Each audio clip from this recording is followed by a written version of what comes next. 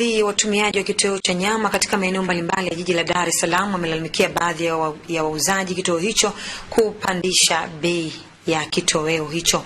Victoria Robert anayo taarifa kamili. Channel 10 imetembelea katika soko la Kariakoo kujionea bei ya kitoweo cha nyama katika soko hilo, ambapo imezungumza na baadhi ya wauzaji wa kitoweo hicho ili kujua bei halisi ya nyama katika soko hilo la Kariakoo.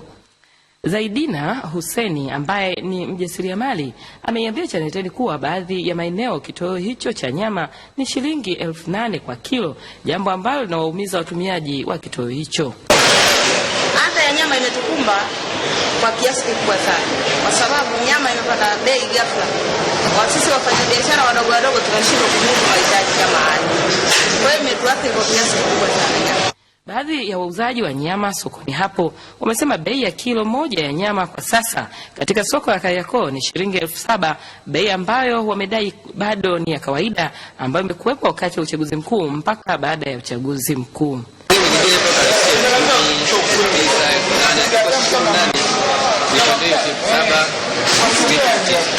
Kama nyama ya mbuzi 7 pia. Tunaangalia kwa ununuaji wa bei ya kule. Bei ya kule machinjio ni juu zaidi. Kwa hiyo si lazima